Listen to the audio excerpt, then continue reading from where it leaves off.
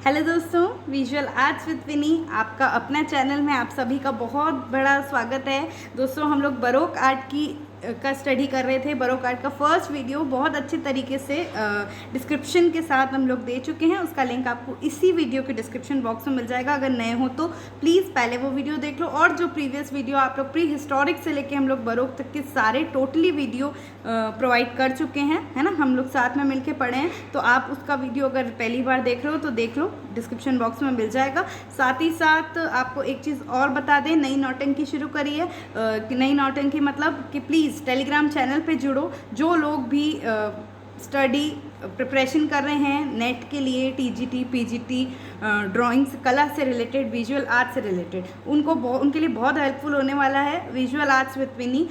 ये हमारा public group है, उसमें जुड़ो। उसमें बहुत सारे लोग जुड़े हुए हैं और हम डेली इसका क्विज़ करते हैं। क्विज़ मतलब चूज़ द करेक्ट, जो कि हर एग्जाम में आपके जो क्वेश्चंस आते हैं। स्टडी मटेरियल यहाँ हम पढ़ाई प्रोवाइड कर रहे हैं, हम यहाँ पढ़ रहे हैं, लेकिन क्वेश्चन से प्रैक्टिस करना भी बहुत ज़रूरी है। मेरे वेरी फर्स्ट वीडियो में मैं आपको ये चीज़ बता चुकी हूँ कि कोई भी एग्ज़ाम के प्रिपरेशन के लिए बुक्स पढ़ना बहुत ज़रूरी है, लेकिन साथ ही साथ क्वेश्चंस का स्टडी करो आप लोग, है ना। तो आपको समझ आएगा किस तरह से आते हैं। तो उसके लिए आप प्लीज़ इसको ज्वाइन कर लो, ताकि हम लोग जो डेली क्विज से आप कनेक्ट हो सके। कोई भी डाउट हो, कुछ प्रॉब्लम हो, मेरी कोई गलती हुई हो, अगर मुझे बताना चाहते हो तो आप मुझे इंस्टाग्राम पे, टेलीग्राम पे मैसेज करके, ग्रुप में मैसेज करके बता सकते हो, ठीक है। तो ये है, इसका आपको लिंक दोनों का नीचे डिस्क्रिप्शन बॉक्स में मिल जाएगा। फटाफट से चैनल को भी सब्सक्राइब कर लेना और इसमें जुड़ जाना, ठीक है। चलिए अब हम आगे देख लेते हैं।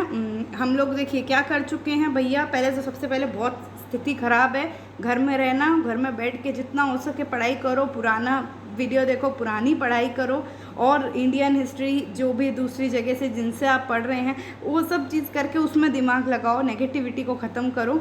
और जो इतनी बुरी स्थिति चल रही है, घर में ही बैठ के पढ़ाई करो, बस ये रिक्वेस्ट है, ठीक है। तो ये अपने फर्स्ट वीडियो में हम कर चुके हैं बरोक कला। इसका ये पूरा इंट्रोडक्शन आपको हम दे चुके थे। अपन लोग ने ये सब बात कर ली थी। आज हमको जो करना है, हम देखिए आर्किटेक्चर और मूर्तिकला बता चुके थे। उसमें जो कुछ एक आध आर्टिस्ट भी हो गए थे, जैसे बॉर्निनी और कोर्टोना भी हो गए थे शायद ना। हाँ, कोर्टोना के बारे में भी बता दिए थे, थोड़ा बहुत बता दिया था। कुछ पेंटिंग भी है, इनकी पेंटिंग का वर्क भी है, ठीक है। तो आज जो हम मेनली डिस्कस करने वाले हैं वो हम बरोक के कलाकार डिस्कस करने वाले हैं। देखिए बरोक वाली चीज़ें तो हम इंट्रोडक्शन में ही सब समझ चुके थे। अलंकारिकता थी, है ना, और काफ़ी कुछ चीज़ें परिवर्तन आ गई थी, जिस तरह से रेनेसेंस से, मतलब कि पुनरुत्थान से बरोक में कितना परिवर्तन आया, किस तरह से उसमें जो उनका डोम, इंटीरियर डोम कैसे सजते थे, पेंटिंग में एक स्पीड आनी थी। देखिए कल ही हमने लाइव सेशन में जो क्वेश्चन किया था, उसमें हमने एक चीज़ पुनरुत्थान की छोड़ दी थी, आप याद करें, जो हमने किया था, है ना। तो उसमें पुनरुत्थान की एक चीज़ छोड़ दी थी। क्या प्रॉपर्टी थी वो? गति, स्पीड। क्यों? क्योंकि यही चीज़ थी पुनरुत्थान के वर्क में। जितनी स्पीड नहीं है, उतनी हम बरोक जो 17वीं 18वीं में देखेंगे उसमें मिलेगी, है ना। कि कुछ लहरा रही है चीज़ें तो उसमें एक स्पीड आ रही है ना, जो कि बरोक में कमी मिल रही थी, ठीक है। देखिए ये आपको सामने ही आपको जो ये मूर्ति दिखेगी, जो अपन पहले बात कर चुके हैं कि चीज़ों में स्पीड है ना। दूसरी चीज़ अलंकारिकता है, डेकोरेटिव वर्क स्टार्ट हो रही है, और बहुत सारी चीज़ें ये सब डिसाइड कर चुके थे। अब जो हम लोग आ रहे हैं, किस में आ रहे हैं देख लो, बरोक की चित्रकला एवं मुख्य चित्रकार। चित्रकला कौन है और मुख्य चित्रकार, लेकिन ये मतलब बरोक आर्ट का सेकेंड पार्ट है दोस्तों। और मैं आपको एक चीज़ और बता दूं कि ये सेकेंड पार्ट है। बरोक मैंने बोला था 1-2 वीडियो में कंप्लीट करूंगी, बट वो एक आध वीडियो और बन पाएगा उसमें। क्यों? क्योंकि ये कलाकार, पुनरुत्थान के जो महान कलाकार हैं, वो तो हर कोई को हर कहीं मिल भी जाते हैं, पढ़ भी लेते हैं, और हमें सब पता रहता है ना। The last supper Leonardo da Vinci ने बनाई है, वो सबको पता है, ऑलमोस्ट सबको पता है। राफेल ने मेडोनास क्रिएट करी हैं, सिस्टाइन चैपल की छत माइकल एंजलियो ने बनाई है, ये बहुत लोगों को पता है। लेकिन जहाँ हम मात खाते हैं वो यही चीज़ होती है, अदर आर्टिस्ट के बारे में हमको बहुत कुछ ऐसे रहते हैं जो हम पढ़ना भूल जाते हैं। तो इसलिए ये भी मुख्य ही है, इसमें भी और 2-3 कहीं रह गए हैं, लेकिन मैंने कोशिश करी है कि अपन उसको कवर कर लें, ठीक है। तो ये अपने आर्टिस्ट को देख लेते हैं, एक बार नज़र मारते हैं। लेकिन उससे पहले मैं एक चीज़ और याद दिला दूँ आपको। पिछले वीडियो में बताया गया था कि ये जो समय है, ठीक है, इस समय में बरोक का ये समय था, बरोक का समय था। इस समय में एक जगह बरोक पीरियड की बात कर रहे हैं। Baroque style and baroque period is different. Complete जो बरोक 17वीं-18वीं शती की जो कला है उसको हम बरोक कला के उससे देख रहे हैं। और बरोक स्टाइल ये हो गई, है ना। लेकिन उसी समय कहाँ पे क्या क्या आया, जैसे 8वीं शती की कला को हमने रोकोको कहा, यथार्थवादी शैली एक तरफ पनपी, है ना, एक तरफ वो शास्त्रीयतावाद क्लासिज्म हुआ, है ना। वही फिर आगे रह के, ये मैंने आपको बता दी थी पहले ही, है ना, कि रियलिज्म फिर वही शास्त्रीयतावाद आगे होके नियो क्लासिज्म बना। ये सारी चीज़ें अपन बता दिए थे। मतलब एट अ टाइम ऐसा ज़रूरी नहीं है कि बरोक जब तक ख़त्म नहीं होगा तब तक कहीं शास्त्रीयवाद नहीं चालू होगा या कहीं कोई यथार्थवादी शैली नहीं अपना सकता। ये ऐसी चीज़ दिमाग से बिल्कुल हटा दें। ऐसा नहीं है, आप मतलब उसमें कंफ्यूज भी होते हैं, अरे नहीं इतने से इतने टाइम तक तो बरोक था, तो फिर इतने से इतने टाइम तक क्लासिज्म कैसे हो सकता है। ये बहुत परेशानी आती है। और timeline is very important in net, है ना। वो आप जब तक नहीं समझ पाओगे कुछ नहीं होगा, क्योंकि हर चीज़ उसी पर बेस है मेरे हिसाब से तो, ठीक है। चाहे वो चूज़ द करेक्ट आंसर हो, चाहे वो ये आपका सीक्वेंस अरेंजिंग हो, सब में ये बहुत ज़रूरी है।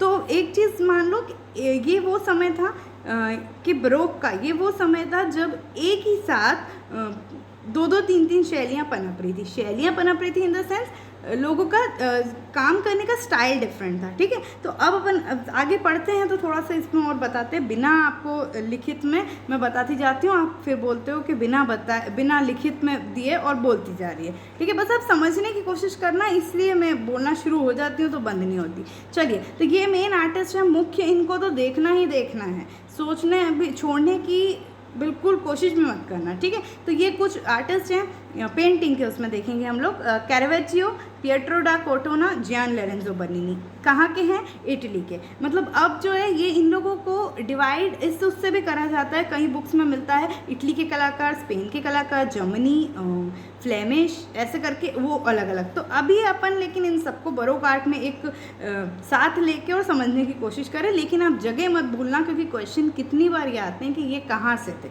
ये कहाँ के कलाकार हैं। स्पेनिश हैं, इटालियन हैं। अभी अपन ने कुछ पेपर सॉल्व किया था जो लाइव में कर रहे हैं अपन, उसमें ही आया था मैच द कॉलम में शायद, है ना, कि ये कलाकार कहाँ के हैं, ये कलाकार। तो उस चीज़ को आपको भी नॉलेज होना चाहिए और इसमें महत्वपूर्ण है, इसलिए मैंने इसको डिवाइड कर दिया। तो पहले हम लोग देखेंगे कैरेवेचियो, पिएट्रो डा कोर्टोना को पहले देख चुके हो, उसमें कुछ नहीं, पेंटिंग में उन्होंने जरा से ही काम किया, वो वापस डिस्कस नहीं करेंगे। जियान लोरेंजो बर्निनी को इसलिए हमने आर्किटेक्ट और मूर्तिकला में नहीं किया क्योंकि हम यहाँ पे ब्रीफली अच्छे से करने वाले थे, क्योंकि महान कलाकार हैं और काम भी काफ़ी कुछ है, ठीक है। पीटर पॉल रूबेंस और एंथनी वैन डैक इन्हीं के शिष्य हैं ये, मतलब पीटर पॉल रूबेंस के कहाँ के हैं?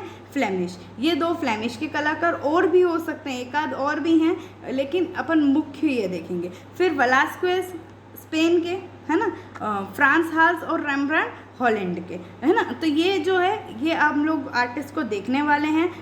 इसमें से मैं एक चीज़ बता दूँ, पीटर पॉल रूबेंस और रेम्ब्रांड, इन पे बहुत सारे क्वेश्चन आते हैं, इसलिए जिस तरह से हमने लियोनार्डो दा विंसी और माइकल एंजेलो रफेल के सेपरेट वीडियो बनाए थे, हम एक ही वीडियो में इन दोनों को अलग से लेंगे। बाकी जो आर्टिस्ट हैं उनको आज हम डिस्कस करने वाले हैं, उनको आज हम पढ़ने वाले हैं। लेकिन ये मत सोचना फिर इनकी यही बात करूँगी कि ये दोनों महत्वपूर्ण हैं, इनका तो हर कहीं मिल जाएगा, लेकिन बाकी आर्टिस्ट में हम लोग मार खाते हैं, इसलिए उन पे आप अच्छे से उन पे भी ध्यान दें, ठीक है। चलिए, ये चीज़ तो हो गई। अब एक चीज़ और बताएं, वो आर्टिस्ट थे, लेकिन ये आर्टिस्ट भी बरोक पीरियड में ही आते हैं। कौन है? निकोलस पोसीन, क्लाउड लोरेन। ये वो हैं दोस्तों जिनने शास्त्रीयतावाद अपनाई थी, है ना। ये वो हैं, और इन दोनों ने शास्त्रीयतावाद निभाई, मतलब शास्त्रीयतावाद निभाई क्या, जो शास्त्रीयवाद के बारे में मैं लास्ट वीडियो में बताया आपको, ये चल रहा था। तो ये वो आर्टिस्ट मेन है जिनने शास्त्रीय क्लासिज्म से शैली लगाई। वैसे ही जॉन वर्मीर, है ना, इनने क्या किया, इनने जो 17वीं शती की यथार्थवादी शैली थी ना, वो मतलब उसमें काम किया। और वैसे ही जैकोब रेसडेल, जीन वर्टियो, ये सब 17वीं 18वीं शती में जो यथार्थवादी शैली थी उसमें उनने कार्य किया, ठीक है। तो ये वाले हम दूसरे उसमें देखेंगे। इस वीडियो में हम लोग वो पहले वाले आर्टिस्ट को थोड़ा सा देखेंगे, ठीक है। चलिए अब आते हैं हमारे पहले आर्टिस्ट कैरावेजियो। बरोक के उसमें पेंटर्स हैं, लेकिन अब इनको क्लियर करने से पहले एक चीज़ और बता दूं, बहुत कन्फ्यूजन होती है। अभी बोलोगे कि अभी बोला आपने यथार्थवादी शैली के चित्रकार बताए, है ना, वर्मीर बताया, वटेओ बताया, ये बताया, है ना। दूसरी चीज़ भाई क्या कि कैरावेजियो का पूछते हैं मेन कौन सी शैली में कार्य किया, तो बोले रियलिज्म और बरोक इसमें किया, है ना। तो फिर कैसे आप उसमें क्यों नहीं लिया? उसमें क्यों नहीं लिया? क्योंकि ये बरोक की भी स्टाइल इन्हें अपनाई है, इसलिए हम इसमें लेते हैं। बहुत महान कलाकार माने। दूसरी चीज़ एक और ध्यान रखना, यथार्थवाद कला आंदोलन के पितामह फादर गुस्ताव कॉर्बेट ही रहेंगे। भले इनने रियलिज्म शैली अपनाई है, बट वो चीज़ मत भूलना, वो 19वीं शती में जो कला आंदोलन जिसे यथार्थवाद नाम दिया गया वो अलग है, वो गुस्ताव कॉर्बेट ही रहेंगे, है ना। लेकिन ये कैरावेजियो हैं, इनके बारे में हम पढ़ते हैं, ठीक है। उसको कोई नहीं बदल सकता, दिमाग चीज़ों को मिक्स मत कर लीजिए। और दूसरी चीज़ एक और कि अपने आप को याद रखने के लिए कुछ भी चीज़ जोड़नी पड़े जोड़ दो, मतलब सोचो भी मत और जोड़ दो मन में। बस हमको याद रहना चाहिए कि कैरावेजियो बरोक का आर्टिस्ट था, उसने यथार्थवादी शैली में काम किया। वो कैसे भी याद रहे वो आपके ऊपर है, ठीक है। तो चलिए अब बहुत हो गया ज्ञान कैरावेजियो का, देख लेते हैं। 1569-73 बर्थ, इतना ज़्यादा पता नहीं है ईयर, इसलिए ऐसे लिखा है। 1609 से 10 के बीच में उनकी डेथ हो गई थी। उनका असली नाम था मिकल एंजिलियो एमर्जी। क्या था? मिकल एंजिलियो एमर्जी। लेकिन वो जिस जगह में रहते थे वो कैरावेजियो, उस कारण उनका नाम कैरावेजियो पड़ा, ठीक है। ये कैरावेजियो है, कैरेजियो नहीं है, कैरोजियो नहीं है, कैरावेजियो है, ठीक है। ये भी थोड़ा सा देखें, वो हम पहले पढ़ चुके हैं कैरेजियो। इन्होंने बरोक तथा यथार्थवादी दोनों शैली में कार्य किया, मतलब इनकी शैली ऐसी है जिसमें यथार्थवादी शैली भी थी और बरोक का भी जो कार्य, जो चीज़ें अभी तारीफ में कर रहे थे, वो चीज़ें इनके कार्य में दिखती है। इनका जन्म कहाँ हुआ? तो मिलान के पास उत्तर इटली के ही गांव था, और उसी जहाँ पे उनका हुआ है जन्म शायद, तो उसी कारण उनका नाम कैरावेजियो पड़ा, ठीक है। वो फिर रोम आ गए, है ना, ये देख लीजिए, वो फिर रोम आ गए। चित्रों में छाया प्रकाश के प्रभावों को बहुत सुंदर ढंग से प्रस्तुत किया। इन्हें चित्रों में जो डार्क शेड है उसका प्रभाव, उसको बहुत सुंदर तरीके से प्रस्तुत किया। इन्हें यथार्थवादी कला का अग्रणी कलाकार भी कहा जाता है, लेकिन 17वीं शती वाला, मतलब इस तरह से, ठीक है। उसका अग्रणी सबसे फर्स्ट कलाकार वो भी कहा जाता है, किसको? कैरावेजियो को।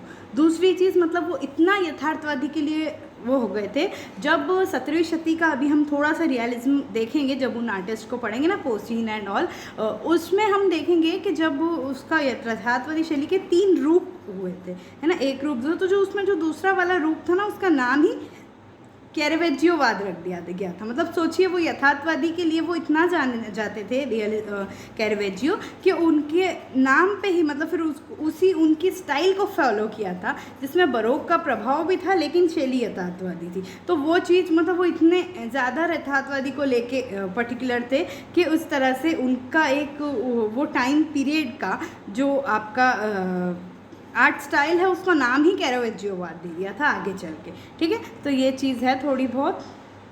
नाट्यता को बढ़ाने, जो कि ड्रामेटिक फॉर्म अपने बरोक का एक मतलब जानते हैं, ड्रामा ज़्यादा है, उसमें बढ़ाने के लिए छाया प्रकाश का यूज़ किया था, जिससे आगे वेलास्क्वेज़ और रेम्ब्रांड ने प्रेरणा दी, ठीक है। आप जानते हैं ये आर्टिस्ट रेम्ब्रांड के वर्क देखा है ना, किस तरह से चायरोस्क्यूरो के लिए जाने जाते हैं, डार्क शेड को कैसे, लाइट शेड को कैसे बैलेंस करना, उनके लिए उनका कार्य जाना जाता है। और इसी को बढ़ाने के लिए इन्हें बहुत अच्छे तरीके से उसको यूज़ किया, किसने? कैरावेजियो ने, जिसको आगे ये महान कलाकार जो कि हम पढ़ेंगे, वेलास्क्वेज़, रेम्ब्रांड, इनसे प्रेरणा ली।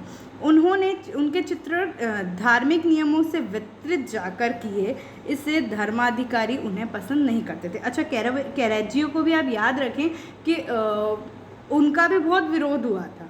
उनने वो कुछ डोम बनाया था, मैंने आपको बताया था, तो लोग पैसा ही नहीं दे रहे थे उनको उसमें, है ना, बताया था ना, वेनिस में। और है ना चीज़ें, ये सब चीज़ें थी उसमें। और जब आप उन्हें विसेली को बुलाया था तो विसेली ने उसका काम का महत्व समझा था, लेकिन बाकी लोगों ने नहीं समझा था और उसी कारण उनकी मृत्यु हो गई थी। कैरोजियो की बात कर रही हूँ मैं। और ऐसी मृत्यु हो गई थी कि 100 साल तक भी उनके कब्र पे स्टोन पत्थर नहीं लगा था, है ना। तो यही चीज़ आप इनको कॉमन नाम से याद रख सकते हो, नाम से दोनों की ये चीज़ भी याद रख सकते हैं कि लोगों के विरोध में थे, है ना। लोगों को विरोध क्यों हो गया था भाई? क्योंकि उनकी मर्जी थी, उनने उनके हिसाब से कैरोजियो जो हैं उनने देखिए एक चीज़ कहने की बात है, ईश्वर जब तक जिंदा थे तब तक तो वो बिल्कुल उन्हें वो हमेशा एक पुअर फॉर्म में, गरीब के फॉर्म में रहे ना, जैसे लेकिन आप उनको बहुत ऐसा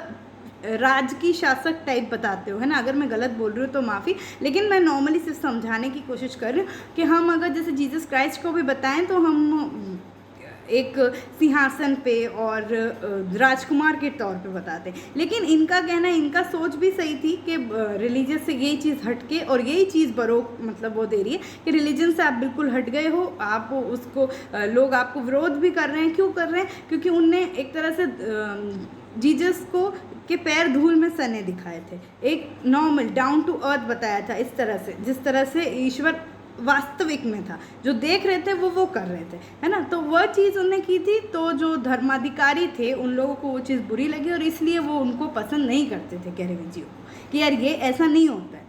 उनने क्या बोला था कि नहीं, इनको इसी कलर के कपड़े में पहनाना है तो इसी कलर के कपड़े में पहनाना है, लेकिन वो उनकी मर्जी से तो उनने कुछ भी किया। तो ये अंतर हो गया और इसलिए उनसे सब नफरत, मतलब उनको नापसंद भी करते थे। कैरेवेजियो की सबसे बड़ी देन यह है कि उसने परंपराओं, जो परंपरा है अथवा पूर्व गृहों के आधार पर चित्रण न करके तथ्यों को मेन खोजने की कोशिश करी, मानवीयता को आगे लाने की कोशिश करी। जो तथ्य हैं, जो लॉजिक है, वो जो सही है उसी को, है ना। जो चीज़ पॉसिबल नहीं है आप उसको ही शो करे जा रहे हो, तो उस चीज़ का विरोध किया है उनने कि ठीक है। बोल रहे हैं कि उनको ब्लू मैडोना, सिस्टर मैडोना को ब्लू में ही दिखाना है, तो किसने देखा? वो यही बोलते थे ना, किसने देखा? क्यों ज़रूरी है कि हम उनको ऐसे ही बताएं? हम क्यों जीसस को के पैर धूल से सने नहीं दिखा सकते? इस तरह से मतलब बहुत सारी चीज़ें थी उनकी, और इसलिए उनको लोग नापसंद भी करते थे और उनने हट के करने की कोशिश करी ये चीज़, ठीक है। देखिए, उनने संतों के पैर धूल से सने दिखाए हैं, संत हैं उनके पैर। बहुत फेमस वर्क कैरेवेजियो का ताश के धोखेबाज। इसमें आप चायरोस्क्यूरो इफेक्ट, लाइट डार्क को किस तरह से ड्रामेटिक फॉर्म में उन्होंने दिखाया वो आप बहुत अच्छे तरीके से देख सकते हो। 1594 में बनाया था, ऑयल ऑन कैनवास। मोस्टली इसमें याद रखिए बरोक टाइम भी जिस तरह से रेनेसेंस में भी था कि मोस्टली ऑयल ऑन कैनवास है, ऑयल वर्क है, कैनवास पे किया गया है, ठीक है। 1594 कार्ड चीटर्स किसका है? कैरेवेजियो का। ये है डेथ ऑफ द वर्जिन, कुमारी की मृत्यु। ये भी बहुत सुंदर कार्य इन्हें किया था कैरेवेजियो ने। और कैनवास पर तेल है, ये भी 1604 से 6 के बीच में। देखिए किस तरह से ड्रामेटिक फॉर्म में इनने उनको शो किया है, डेथ ऑफ द वर्जिन। जो देखते थे उस तरह से उसको बनाते थे, उनको ज़्यादा कुछ अपने हिसाब से और कल्पना और बेतुकी चीज़ें करने का मन नहीं करता था, ठीक है। और देखते हैं इन्विटेशन ऑफ सेंट मैथ्यू का बुलावा, ऑयल ऑन कैनवास 1599-60 में। इस प्रकार से आप इनके आर्ट वर्क्स में एक इफ़ेक्ट्स देख सकते हैं जो कि हमें रेनेसेंस में नहीं मिलता है। ये अपने आप कैसे पुनरुत्थान से अपने आप को डिफ्रेंशिएट कर रहा है ये समय, वो आप वर्क में ही ज़्यादा अच्छे से देख के समझ पाओगे, ठीक है। सपर एट एमाउस का भोज, ऑयल ऑन कैनवास। ये देखिए इस तरह की ये जो कृतियाँ हैं ये कैरेवेजियो द्वारा है, बरोक कला की। इसमें यथार्थवादी शैली भी आपको देखने को मिल रही है और लाइट डार्क चायरोस्क्यूरो का इफेक्ट भी मिल रहा है, ठीक है। तो यही चीज़ें जो है हम क्या बोलते हैं, इनकी जानी मानी थी। और कहाँ के थे ये, तो वो भी आपको पता है, इटली, है ना। इटली का हम लोग ये आर्टिस्ट पढ़ रहे हैं, कोर्टोना भी इटली का, और ये जियान लोरेंजो बर्नीनी ये भी इटली के, ठीक है। तो अब अपन आते हैं लोरेंजो बर्नीनी कौन थे उनको देख लेते हैं। चलिए, जियान लोरेंजो बर्नीनी से पहले ही हम लोग पिएट्रो बर्नीनी के बारे में पढ़ चुके हैं, काय में पिछले वीडियो में, कि उन्हीं के बेटा ये बनेगा ऐसा बताया था ना, अपने मूर्तिकार में पढ़ा था। तो ये वही हैं, इटली के हैं। कहाँ इनका जन्म हुआ, तो नेपल्स में हुआ, बर्नीनी फैमिली में, ठीक है। Naples Bernini family. पिताजी का नाम पियोट्रो बर्नीनी, ये भी एक मूर्तिकार थे। इनके साथ पहले कार्य करते थे लोरेंजो बर्नीनी, फिर धीरे धीरे वो इतने नामी हो गए। मूर्तिकार भी हैं, वास्तुकार भी हैं, चित्रकार भी हैं। वह अपने पिता के साथ बचपन से ही कार्य करते थे। पॉप पॉल पंचम के आदेश पे जब वो अपने पिता के साथ कार्य करने गए, मतलब पॉप पॉल पंचम ने आदेश किया था कार्य करने का, है ना, कहाँ पे शायद याद नहीं है मुझे, तो वहाँ पे कार्य करने गए और 17-20 की आयु तक उसने अपने पिता के साथ प्रतिमाएं, मूर्तियाँ क्योंकि मूर्तिकार विशेष थे वो, तो उनके साथ मूर्तियाँ इनने निर्मित करी। फिर क्या है भाई कि जियान ने चित्रांकन मतलब ड्राइंग स्केचिंग भी करी। और स्केचिंग का ऐसे करी, अच्छा इनके जो फादर थे रीतिवादी मैनरिज्म स्टाइल को फॉलो करते थे और इसलिए शुरुआती स्टाइल इनकी भी रीतिवादी रही, क्योंकि ऑब्वियसली उनने शुरुआती ज्ञान अपने पिता से लिया तो वो चीज़ें आएगी से, तो उनने फिर रीतिवादी पद्धति का भी अनुकरण किया। किसने? जियान ने। चलिए आगे देखते हैं। उनने माइकल एंजलियो, कैरेसी तथा अपने युग के अन्य महान कलाकारों से भी प्रेरणा ली और बिल्कुल आपको इफेक्ट देखने को मिलेगा उनके मूर्ति और आर्टवर्क्स में।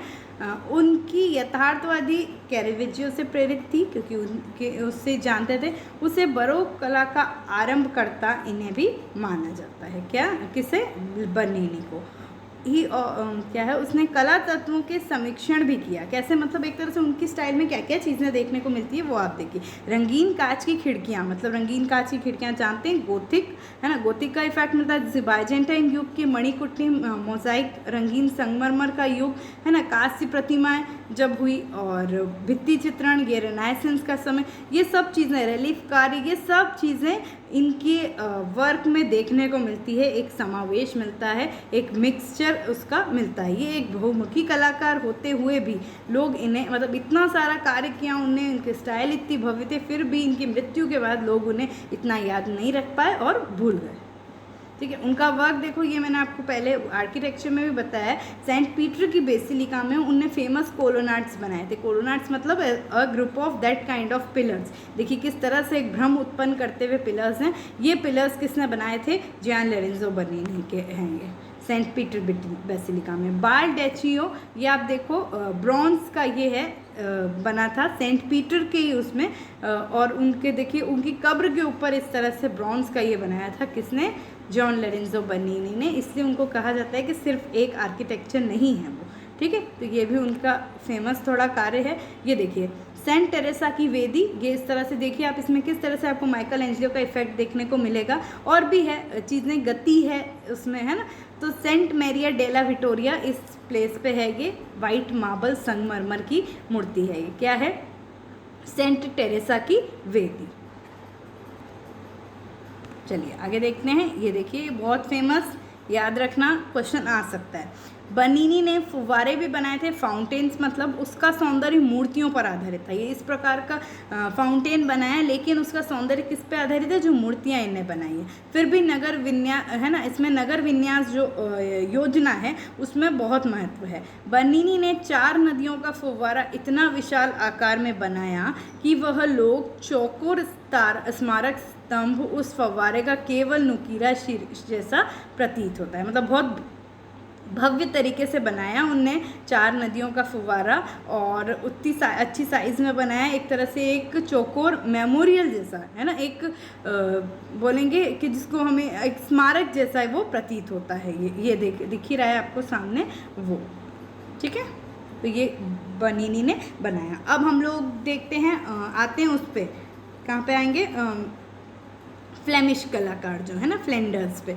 तो ये वो ही हैं, इनके महान गुरु एक तरह से जो इनसे पहले टाइमलाइन के आएंगे, Peter Paul Rubens. Peter Paul Rubens के बारे में थोड़ी बहुत जानकारी तो होगी, और बाकी जानकारी हम लोग इसके अगले वीडियो में लेंगे। ठीक है, उनको थोड़ा डीप में पढ़ना है, क्योंकि तो उनको भूल जाओ, सोचो कि थोड़ा सा पढ़ लिया है उनका, और उनके नॉलेज, क्योंकि अभी हम उनके शिष्य को पढ़ रहे हैं, और शिष्य को पढ़ रहे हैं तो बिल्कुल गुरु का बहुत सारा उसमें आएगा, है ना। तो आप उसको देख लो कि उनका मतलब उनका हम इंट्रोडक्शन बहुत चीज़ों में आएगा, लेकिन हम जब पढ़ लेंगे तो वो चीज़ क्लियर हो जाएगी। ठीक है, तो ये फ्लेमिश कलाकार देखिए, इनका जन्म कहाँ हुआ? एंटवर्प में हुआ 1599 में। आरंभ में उनने हेनरिक वॉन बेलन की चित्रकारी, है ना, हेनरिच वॉन बेलन की चित्रशाला में कला शिक्षा ली। किसने? वान डायक ने। 1618 में पीटर पॉल रूबेंस का शिष्य बन गए और उनके साथ कार्य करे, है ना। 18 वर्ष की आयु में वो पीटर पॉल रूबेंस के साथ कार्य करने लगे, उनका शिष्य बन गए। रूबेंस ने अपने सहायकों के साथ उसे शामिल किया, मतलब रूबेंस के अंदर भी ऐसी भावना नहीं थी, मतलब कार्य बहुत अच्छा था उनका, है ना, इनका भी, लेकिन ऐसी भावना उस समय नहीं थी। और एक असिस्टेंट के तौर पे उनने अपने साथ इनको जोड़ा, किसको, वान डे को, और कार्य किया। ने रूबेंस की पेंटिंग बेहतर तरीके से विकसित हुई, इससे डेवलप्ड, मतलब इससे फ़ायदा, भले वो उनके शिष्य थे, उनको बहुत फ़ायदा होगा कि पीटर पॉल रूबेंस के साथ हम जुड़े, लेकिन फिर भी उनकी जो उनका वर्क है रूबेंस का, वो भी इनसे बहुत प्रभावित हुआ। देखिए, अपने टीचर्स भी हमको बोलते हैं कि अगर हमारे कार्य से आपका कार्य अगर प्रभावित हुआ तो आपके कार्य से हमारा कार्य भी प्रभावित हो। कल को हम भी टीचर बनेंगे अपन लोग, तो अपन भी यही चीज़ होगी ना कि हम स्टूडेंट से भी सीखेंगे। तो वही चीज़ हम बता रहे हैं कि रूबेंस हैं, तो रूबेंस ने भी मॉन्डैन ईएक्स से जो है उनके कार्य से भी सीखा था। और सीखा क्या था, मतलब कार्य एक तरह से डेवलप्ड हुआ ना, साथ कार्य करते थे। तो जो वान डे ईएक है, मतलब ठंडे कलरों को, कूल कलर्स को बहुत अच्छे से उपयोग करते थे। उनके चित्र में सनसनीखेज घटनाएं देखने को मिलती थी, मीन्स बहुत घटनाएं। ओवरऑल बरोक का तो काम ही यही है, मतलब बरोक में तो थीम ही यही है कि आपको कहानियाँ मिलेगी, है ना, नंबर ऑफ फिगर्स मिलेंगे, ज़्यादा फिगर्स, तो हर पेंटिंग के पीछे कोई कहानी होती है ना। तो याद करनी भी मुश्किल रह जाती कौन सी किसकी थी, ऐसा सच में भी। तो लेकिन उसका एक थीम ही है ये चीज़ें क्या है, हम इनको स्टडी कर रहे हैं, आर्टिस्ट पढ़ रहे हैं, तो हमको एक उस समय की विशेषताएं भी अच्छे से दिमाग में बैठ रही है, ठीक है। तो ये इनका थोड़ा सा कुछ स्पेशलिटी थी। और देखते हैं, इन्होंने जो इंग्लैंड के जो राजा थे उनकी कम से कम 35 बार पोर्ट्रेट बनाया था। बॉटिसली के पश्चात वही ऐसे कलाकार थे जिसने शरीर के साथ साथ आत्मा का भी चित्रण किया। बॉटिसली आप पढ़ चुके हैं, उसके बाद यही ऐसे कलाकार थे, ठीक है। वह इंग्लैंड की यात्रा से 4 महीने में लौट आया, मतलब भेजा था उनको कुछ का, उससे तो वो आ गए थे वो, है ना। इटली, रूबेंस ने उसे इटली जाने का परामर्श दिया था, भेजा था, पर वो कुछ भी सेट ही नहीं हो पाया और भाग के आ गए थे 4 महीने बाद। सीखने के लिए भेजा था, कार्य करने के लिए। रोम, फ्लोरेंस, वेनिस, जोनुआ, यहाँ पे भी यात्रा की और सबका कार्य देखा। घूमते रहते हैं आर्टिस्ट, मैंने तो बोला ही था, एक जगह रहते ही नहीं है, सब लोग घूमते, तो ये भी गए। रोम का देखा, फ्लोरेंस, वेनिस में वर्क देखा, है ना। इन सबका सबसे ज़्यादा किससे हुए, ये हमारे वेनिस वाले टिटिशियन से ज़्यादा प्रभावित हो गए है ही। बहुत अच्छा कार्य किया, अच्छी एज तक कार्य किया है, वेनिस में पढ़ा ही अपन ने टिटिशियन को। तो उसी तरह से उनके कार्य से ज़्यादा प्रभावित हुए थे वान डे ईएक। 1625 में फिर वो एंटवर्प वापस आए, कहाँ से, यहाँ सब घूम घाम के। फिर 1630 में इंग्लैंड के शासक ने फिर से आमंत्रित किया, चार्ल्स प्रथम ने, है ना, और उनका पोर्ट्रेट वगैरह भी बनाया था। और वहाँ का उनने, इधर कर लो, वहाँ का उनने अपने यहाँ का प्रमुख चित्रकार किसको बना दिया, इनको बना दिया, वान डे ईएक को 1630 में। फिर 40 में क्या हुआ, रूबेंस की मृत्यु हो गई, तो मृत्यु के लिए गुरु की मृत्यु हुई, तो फिर वो इंग्लैंड से आए यहाँ पे, है ना, मृत्यु का सुन के एंटवर्प आए, जहाँ के हैं वो और जहाँ के इनका भी जन्म हुआ था। थोड़े दिन के बाद वो फिर से इंग्लैंड चले गए, क्योंकि वहीं के रहने वाले थे। फिर उनको क्या हो, दिमाग पे कुछ असर पड़ गया, और जो भी चीज़ें हुई थी कुछ, है ना, उसमें 1641 में उनकी डेथ हो गई थी। और मतलब जैसे वो कुछ दिमाग पे असर पड़ गया था, पेंटिंग वेंटिंग छोड़ के कुछ पत्थर की खोज में लग गए थे, तो दिमाग कुछ समझ नहीं आया था ऐसा, तो 41 में उनकी डेथ हो गई थी, किसकी, वान डे ईएक की, ठीक है। तो ये इनका कुछ पेंटिंग है, ज़्यादा तो ऐसा नहीं इतना फेमस, उससे याद रखने का। ये 5 चिल्ड्रन चार्ल्स के, वहीं इंग्लैंड में रहते थे, उन्हीं के 5 चिल्ड्रन, तो कितना सुंदर वर्क है, देख लो वो बहुत। और अपन उसको जूम करके देखेंगे जब, तो और ही डिटेल्ड और एक्सप्रेशन आउटस्टैंडिंग, है ना। तो तेल रंग है ये, और 5 बच्चों का इस तरह से चित्रों ने किया था। पोर्ट्रेट्स भी ऐसे बनाए, देखो ये अश्वारोही चार्ल्स का ही है, इंग्लैंड के, जो मैंने बताया ना 35 बार बनाया भाई, तो 35 बार भी ये इस तरह से, इसमें कुछ पोर्ट्रेट भी हैं, ठीक है। याद रखने का, नाम विथ नेम नहीं है ज़रूरी, इसलिए बस ऐसे दिखा दिया। अब आते हैं हमारे वेलास्क्वेज, स्पेन के कलाकार, है ना, वेलास्क्वेज महत्वपूर्ण है, ये भी, इनको भी हम देखेंगे। देखिए और भी हैं स्पेन के और भी कलाकार हैं, लेकिन ये याद रखने के, इनका काम वगैरह कहीं पूछ लिया तो कभी नाम आ गया अरेंज में, इसलिए। चलिए पूरा नाम इनका भी देख लीजिए, डियोगो रॉड्रिगेज डे सिल्वा वेलास्क्वेज। इतना अजीब सा बड़ा सा नाम है, बट ऐसा देख लो, अंदाज़ा लगाए ना, जब कभी आएगा तो हाँ यही होगा, ऐसा है ना, लेकिन बड़ा सा नाम है उनका, डिएगो रॉड्रिगेज डी विला वेलास्क्वेज। इसका हिंदी लिखना भूल गई। कहाँ पे जन्म हुआ था? तो दक्षिण स्पेन के सेविलेन में हुआ था। किसका? वेलास्क्वेज का जन्म। स्पेन के हैं बताया मैंने, मतलब उसको आप कैटेगराइज करके ही रखना और दिमाग में रखना। बहुत बार इनके क्वेश्चन ऐसे ही आ जाते हैं कि ये कहाँ के हैं। 14 वर्ष की आयु में चित्रकला की शुरुआत की थी इन्हें। 18 वर्ष की आयु में अपने ही शिक्षक की पुत्री से विवाह कर लिया, और फिर बिल्कुल कर लिया था तो फिर शिक्षक जी भी बिल्कुल ऐसे लग गए थे इनके, एक तरह से कैरियर जमाने, इनके वर्क में बहुत हेल्प करने लग गए थे। ठीक है, अपवित्र विषय में उसने लोगों का ध्यान आकर्षित किया, जो कि नॉट प्योर है ना, अपवित्र विषय से लोगों का ध्यान अपनी ओर इनने आकर्षित किया। अब देखते हैं, अरे इनका तो एक में भी इंग्लिश नहीं करा है, भूल गई।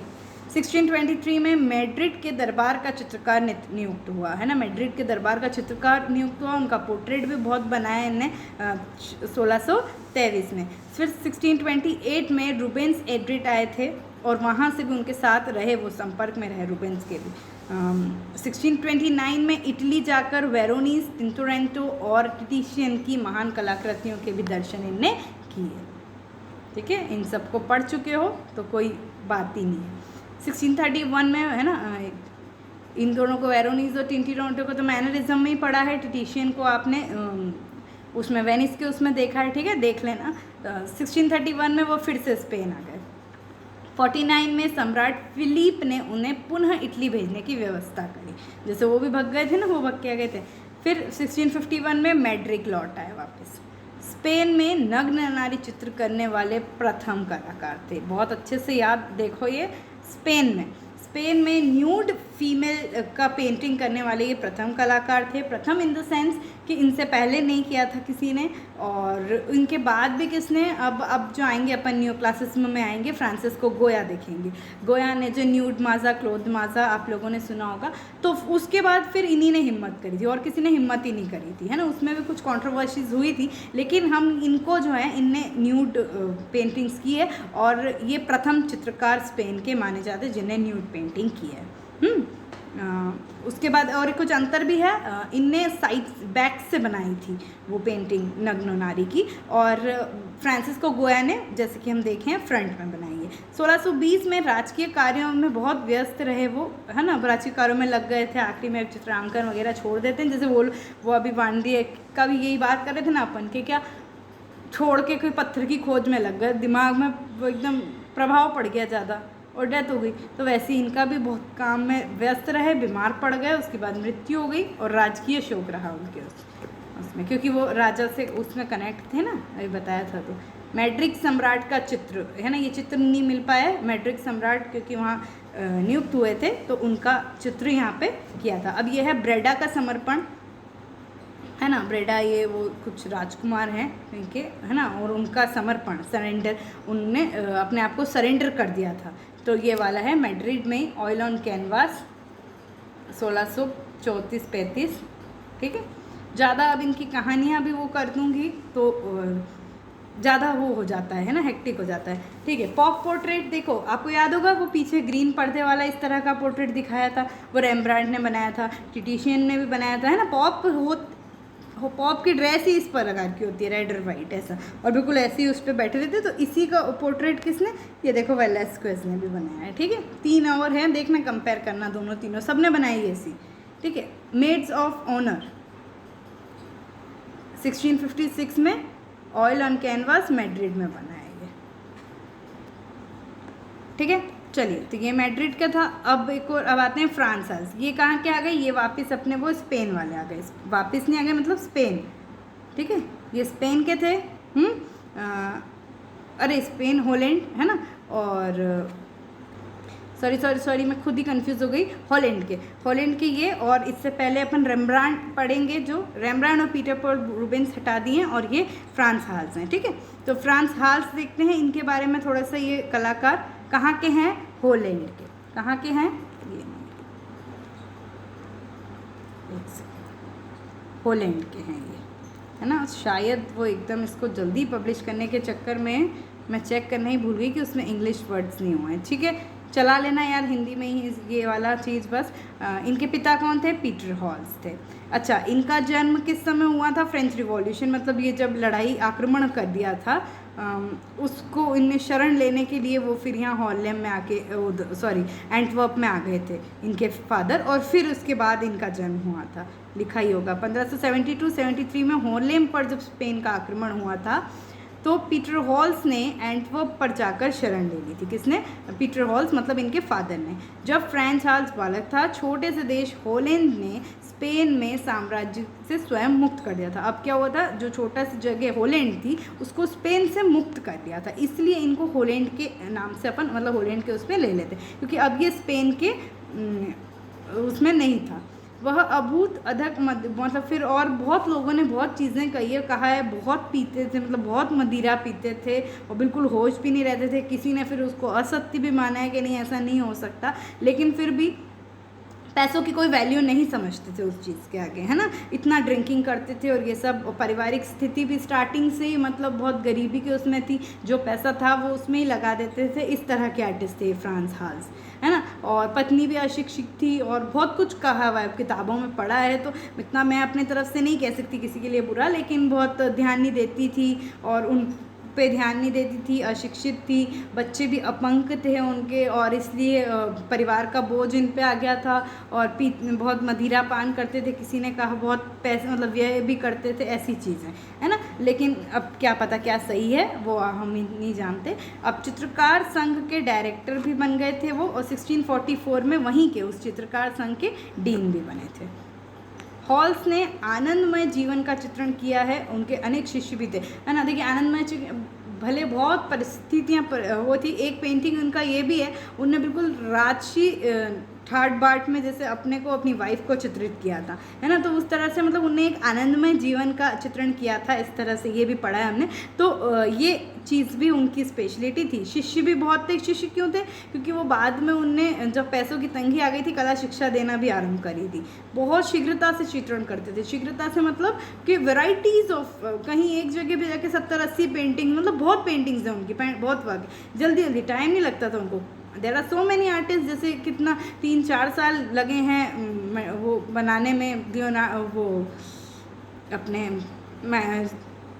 लियोनार्डो को, उसी प्रकार से बहुत टाइम लेते थे ना, लेकिन ये एक गतिशील थे, मतलब फटाफट कार्य करके ढेर सारे आर्टवर्क सामने दे देते थे। ठीक है, अपने जीवन के अंतिम दिनों में आर्लम में एम्स्टर्डम लिखा है, गलत हो गया, एम्स्टर्डम चले गए थे ये, है ना। एम्स्टर्डम चले गए थे और वहाँ पे क्या हुआ, 80 वर्ष की आयु में बहुत ही निर्धन हो गए थे, मतलब पैसों की बहुत प्रॉब्लम आ गई थी। फिर उन्हें कला शिक्षा देना आरंभ करी कहीं। उनके मुख्य शिष्य कौन थे? एंड्रिया ब्रोवर और एंडे वॉन ऑस्टर्ल। ठीक है, फिर कुछ समय बाद उनने फिर और कुछ जुगाड़ करी, मतलब कुछ और कार्य, फिर वो उनने नगर अधिकारियों से पेंशन उनकी निश्चित हुई, है ना। और फिर थोड़े से बाद में ही 1-2 साल के बाद उनकी मृत्यु हो गई। 1666 में हार्लेम के प्रमुख चर्च में उनको दफना दिया गया था। किसको? हमारे यही फ्रांस हाल्स को। ठीक है, पोर्ट्रेट पेंटिंग में बहुत मशहूर थे, पोर्ट्रेट बहुत अच्छा करते थे। और ये देखो उस तरह से पुरुष शासक, स्त्री शासक, ओल्ड मैन आर्म हाउस 1664 में, इस तरह से पूरा आर्टवर्क उनका था, है ना। किस तरह से इसमें आप देख सकते हो पोर्ट्रेट कितना सही है ना। भले कंपोज किया उसको, लेकिन पोर्ट्रेट बहुत अच्छा था। इस तरह से ये वहाँ के शासक थे, पुरुष आर्म ऑफिसर्स, और ये फीमेल्स का भी इस तरह से उनने बनाया था। लाफिंग कैवालियर, मुस्कुराते हुए अश्वरोही का कितना सुंदर चित्रण है, आप वो देखो, है ना। किसने बनाया था? फ्रांस हाल्स ने। ऑयल ऑन कैनवास, अभी ये लंदन में है। और बताओ ये तो बहुत ही बढ़िया, देखिए क्या है, कितना प्यारा पेंटिंग है। नर्स और चाइल्ड का पेंटिंग है ये, नर्स और बालक का, ऑयल ऑन कैनवास, अभी ये बर्लिन में है। किसने बनाया? फ्रांस हाल्स ने। आप आर्ट वर्क का स्टाइल देखो, आगे आपको खुद को समझ आ जाएगा। सेंट जॉर्ज के ऑफिसर का भोज, बैंकेट, ये भी कहाँ, इस तरह से ऑयल ऑन पैनल है इनका, देखो 1660 में। ठीक है, आर्चेस एंड सेंट एंड्रियन भी है और सेंट जॉर्ज भी है, 2 वर्क हैं उनके इस तरह से, ये युद्ध के समय के, ये भी इनने बनाया है। ठीक है, तो दोस्तों ये हमारे क्या थे, बरोक के कुछ कलाकार जिनको सब याद नहीं रखते हैं और फिर उन पे जब क्वेश्चन आते हैं तो टेंशन में आ जाते हैं। ठीक है, तो ये आप कलाकार इसका कर लो। और अगला वीडियो जो हमारा आएगा वो हमारे रहेंगे, कौन से रहेंगे भाई, जल्दी से देखें।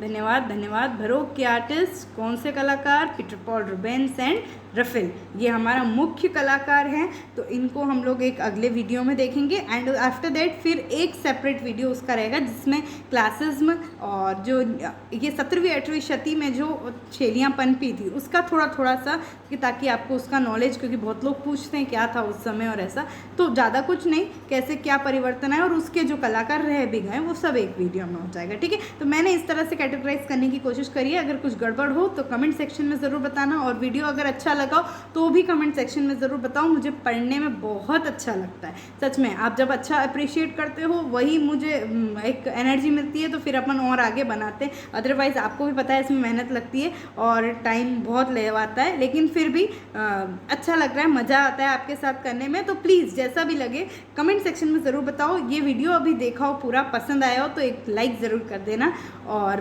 प्लीज़ प्लीज़ प्लीज़ इसे शेयर करें ताकि हमारा ग्रुप और बढ़े। और टेलीग्राम पे जो मैंने स्टार्टिंग में बोला था, जुड़ जाओ, और प्लीज़ लाइव्स आना चालू करिए। जब भी लाइव सेशन हो जुड़ो, पेपर सॉल्व करो, ज़्यादा अच्छा रहेगा। ठीक है, stay home, stay safe at last, और thank you so much, wish you a very all the best.